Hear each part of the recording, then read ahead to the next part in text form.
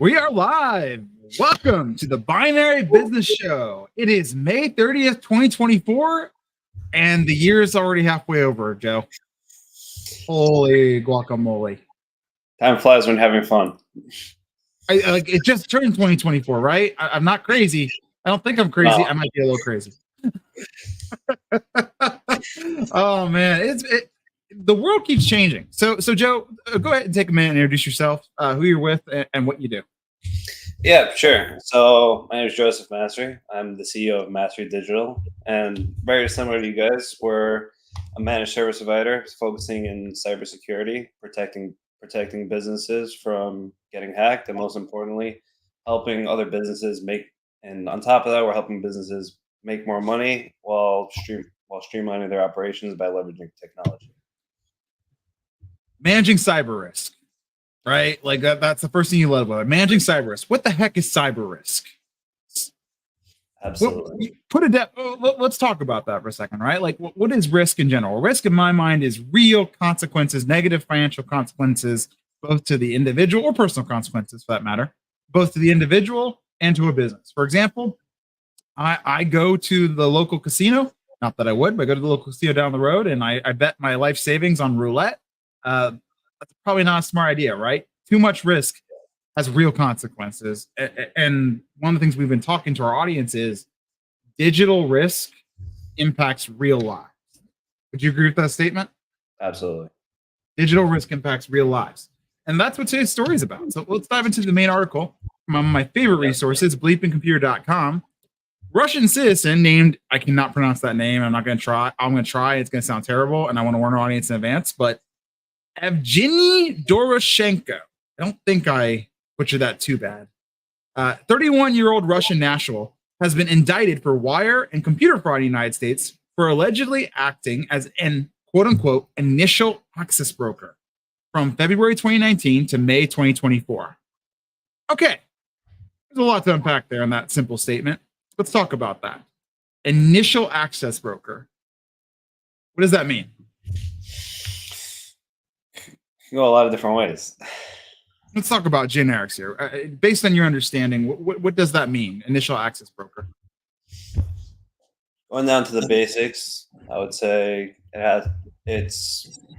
he's primarily special. He's primarily known as a person who's going to break into people's systems and more or less is going to hand it off from there. Selling access. I think the word broker is key there, right? What does a broker do? He sells access to whatever he's brokering, right? An insurance broker sells access to the insurance policies, a financial broker to the stocks. Exactly. Access broker. He's getting the keys to the kingdom and trying to sell it off. Yeah.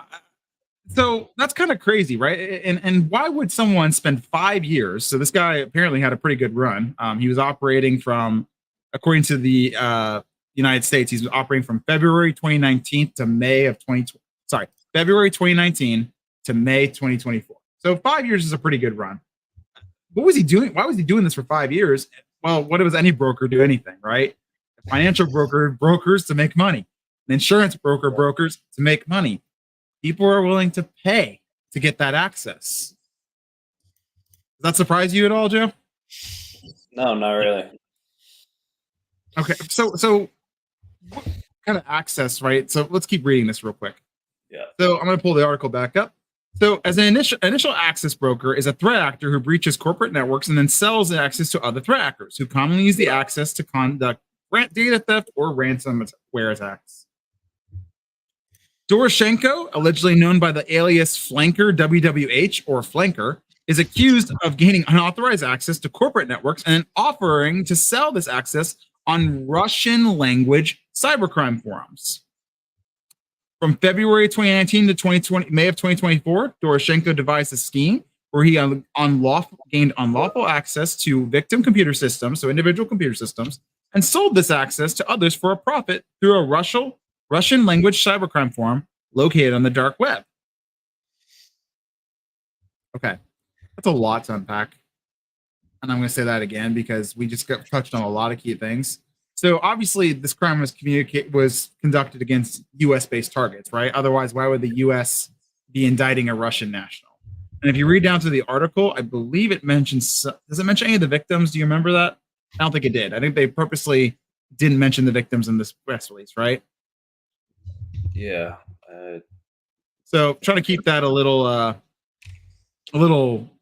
vague, but he's a Russian citizen targeting US based targets, whether that's individual people or companies. It specifically references corporate networks, so we're going to say companies, selling them on the dark web, which we'll touch on that in a second. And last but not least, where was he selling and how much? Well, it actually sells us that. Using Kelle's cyber intelligence tools, Bleeping Computer was able to locate what we believe may be the particular auction for this company. So the indictment mentions an incident from January 2024 where Flanker attempted to sell access to the network of a company in Bergen County, New Jersey. Yeah, they didn't mention the name. And Bleeping Computer found this auction and said that the threat actor was setting a starting price at auction, $3,000 with 500 increment increases at auction for a flash sale buy now figure at $6,000. That's crazy, right? Yeah. Some dude working half a world away can get access to a company in New Jersey, a computer, right? Goes on the dark web and makes a quick $5,000 to $6,000 on the auction costs. It's a lot to think. It's a lot to take in. It is a lot to take in. Like, take a step back for a second. I know we're a little bit desensitized because of what we do, Joseph, but yeah, to a normal person, getting access to a machine like a computer is worth $6,000. That's more than most people make. Like, United States, the median salary is what, like $55,000 a year, right? That's more than most people make in a month. That's not even counting Russian salaries, which I think last time I checked was somewhere like around 8,000 USD a year, something like that. I'll go ahead and Google that real quick for our audience to confirm because I don't like referencing stats. Average 14,000. What was it? 14,000. 14,000. So that's half their yearly salary. Half their yearly salary. All of a sudden, this problem kind of makes sense of why this guy was doing what he's doing for 5 years. He probably, I mean, he gets 2 sales a year. He's made the average salary for the country. Anything beyond that, he's just raking in the dough. Yep. And why would somebody want to buy this? This is the part where I want you to talk. Why would somebody want to buy this access? Why is it worth somebody $5,000 for this access? So it comes to a matter of what we can unpack, right? So we can, for example, if this were hypothetical, or we don't specifically know in this article what the company they're attacking is they can be they could be a doctor's office, they can be an insurance company like United Healthcare, for example, where any type of data that they get can be one worth millions, where they can easily hold ransom, make a killing off of it, or two is hold them hostage to literally pay that ransom, threaten to put it on the dark web, and expose hundreds of millions of people's information on the web for free and public use. So that shows that if you're not gonna take it seriously, is you're gonna put not just your own company's data at risk, but you're putting individuals, civilians' lives, information at risk. I would say you're putting livelihoods at risk too, because the other part of this is the unspoken thing. More often than not, what I hear in my role, and you can confirm if this is the case for you, the most common cyber attacks aren't ransomware I'm dealing with. It's just straight up fraud. Yeah, user error and fraud, right? Like, oh crap, I paid an invoice that wasn't actually a real invoice, or even worse, oh, money's missing from my bank account, right? Like, big money is missing from my bank account. I have a story I've told on the show before, but like, just giving context. I worked with a nonprofit once that had like 8 people on staff, and through a single email account, right, getting access to a single email account, the financial administrator's email account, said organization lost over $115,000 from their primary checking account. 8 people, so not a big group, losing $115,000. All of a sudden, it makes sense why someone would pay $6,000 if it's the right company, I think. No, 100%. And that's just the tipping point, right? Because if we're getting their financials, and then that's the easiest. That's one of the easy parts. Now we're getting the data, and we can hold them ransom even further. And honestly, like it's all well, our audience might be watching saying, well, why should we care? The guy was caught, right? Like all's well ends well. Not so much. Let's go to the very bottom of the article here. So the wire fraud charge carries a maximum sentence of 20 years in prison and a fine of $250,000, while the computer fraud charge is punishable up to 5 years of imprisonment and a similar fine. But the last line is what gets me. For now, though, the suspect hasn't been arrested, and given that he's based in Russia, it seems unlikely that he ever will be unless he leaves the country. That's the scary part, because he could just sit back at home doing, as long as he doesn't leave and he just stays in Russia, he's completely okay. And he could do it again another 50 times, 100 times, 1,000 times, doesn't matter. How are we still doing it, to be honest, right? Like there's no punishment here. And I actually doing it right now. And this is a bit of a personal opinion, but I just see this as a giant, what do you call it, a dog and pony show, right? Like there's nothing that's going to come out of this indictment except maybe the guy now knows he can't leave the country, which doesn't at all restrict the damage that he can do. Like as we mentioned, he's in a country of no extradition in the United States, and let's be honest, I don't want to get political on the show because that's not our thing, but Russia's not exactly in a great place with Western powers that be right now. So chances are in our lifetime, as long as the guy stays in Russia, there's no consequence for him. He's just going to keep making money. And that grinds my gears. I don't know about you, but that really grinds my gears. Yeah. I don't like it. So what is our audience supposed to do? Right. I think that's a big question here, right? Like, what have we seen? What are some proactive things our audience can actually do to keep this from happening, right? Because there is some random dude in Russia. He's not the only one by any means. We know that statistics bear us out that there are literally high rises full of people in Russia. And I'm picking on Russia because the article's surrounding it. But there's literally high rises full of people in Russia that do this 9 to 5, right? They treat this like a day job. So since we can't arrest them, since we can't stop them, since they can't even like see them because they're half a world away, what is our audience supposed to do? The good news is there is some real proactive stuff they can do, right? Absolutely. So you want to kind of go and what would you recommend to our audience, especially those who are in the small business community, how they can be proactive about this and stay in front of this so that they don't end up being on an auction? Yeah. So especially being a small business, whether you're a one-person shop or a 2 or 3, 10-person shop, one of the most common thoughts, which is what leads to this kind of risk, is I'm too small to get hacked, right?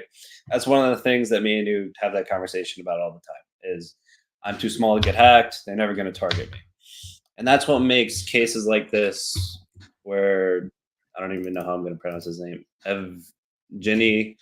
I did it one time. I'm not going back. I'm not going to try again. But where it's gonna make cases like it's gonna make targets like from I don't know. I'm not even gonna say his name again. It's just gonna make his job so much easier because they're Doroshenko. He's called by his last name, Doroshenko. I can pronounce that one. Doroshenko. Okay. So he has the mentality. All right, everyone has the mentality. All right, I'm too small to get hacked. I don't need to worry about it. And then Doroshenko is gonna come in, being like, okay, now this is my game time, and it just makes you an even bigger target because you're not caring about it. So that's where a lot of what we do comes into play. Is one of the most important things is even just the basics, where we have basic things like training and awareness, and even as stripping it down even further, turning on something as simple as 2-factor authentication for users can stop most of these attacks. I would say for anyone who's in business leadership as well, treat this like a business leadership problem. This is not a tech problem. This is the same reason we have financial controls in our organizations, that we have HR in organizations, right? Like this is risk. And so go ahead. That's where training and awareness comes in, right? So you want to verify these things. Like you're getting $100,000 invoice or $10,000 invoice. Verify these kinds of things. Don't just be like, okay, let me go pay this. Have policies in place. You know what the worst part about this is so you and I know this, but let's explain to our audience. A lot of these criminals operate on the digital version of street cred, right? Like they have to build a certain reputation to get really profitable on the dark web because it's all about, who's reliable. Because there's tons of these auctions everywhere. There's a bunch of 2-bit criminals that come and go, but the ones that stay around, if they can stay around long enough, tend to become the most profitable. Well, this guy just got a giant PR blast about who he is with his handle. The street cred of his auctions is going to go through the roof, which means he's probably going to make more money, in my opinion. He's probably actually going to make more money for people who are actually going in and saying, okay, this guy's legit. And we know he does this well. And he's been doing it for 5 years. We know because the United States Justice Department just announced his quote unquote street cred, right? Like I hate that, but I'm like, I don't know what to do about that, but I hate that. No, 100%. I would say business risk too. So another thing I'd recommend is passwords are probably the most single-handedly the number one way we see people get themselves owned is using the same password for everything, using weak passwords. There are cheap tools out there nowadays, and it's not a big secret. Password managers are a thing. They've been a thing. Think about implementing something like that in your organization. I would add that to your list of recommendations as well. Would you agree? Absolutely. Except for I'm a bit biased and I'm going to exempt 1 or 2 specific ones, but we don't need to get into that. We don't need cease and desist on this show. No, thank you. We barely get an audience as it is. No. I do have one last recommendation. I think we both be remiss to not recommend it, which is honestly, this isn't supposed to be a promo show, but I'm going to promote this. This is the kind of stuff of why we're always saying this sign behind me, right? When was your last cybersecurity risk assessment? It's worth looking at. Just the same way you would get a risk assessment for legal issues, for financial issues, right? If you're doing an audit, it's worth looking and doing a checkup and on your business. 100%. And a lot of businesses, I think, struggle. It's not from a lack of desire to do something about this. It's just they don't know what they don't know. And they're also putting out fires all day long, right? So it's very easy for this to say, yeah, I should do something about this, but I've got 1,000,001 things to do right now that I know what I'm supposed to do about it, and I'm not so sure about this. So it gets kind of kicked to the bottom of the pile, for lack of a better term. And it's not through negligence or through, malfeasance. It's just simply they don't know what they don't know. I think a risk assessment can absolutely get you started on, okay, here's what I do know. Here's what I can do about it. Now I can go ahead and address this and justify its existence and addressing for my timeshare. If I'm a CEO, especially, and I'm busy, and I'm trying to do a billion different things, talk with legal, talk with HR, talk with operations, talk with finance, right? Like if I have to address cyber risk, it's just one more thing in my, admittedly already I am a CEO and my week's like 55 hours some weeks. It can be hard to squeeze in a proper amount of time unless I know what I'm supposed to do. And I know, hey, how do I get tactical about this? A risk assessment can help with that. 100%. All right. Well, this is a great topic. Very short and sweet to the point today. Angry Russian man. Yeah, I like it. Angry Russian man take over computer, and still keep doing it. So stay safe out there, guys. For those of you who would be interested in talking about stuff, we can go ahead. Well, my website's in the little banner below. You can go ahead and check out our website and learn more about this topic. Joe, if people want to find you, where should they go? Go to masterydigital.com. So the end of my name, just .com. .com. All right. Thanks, everybody. Take care. Stay safe. And Good talking to you, Logan. You too. Thanks.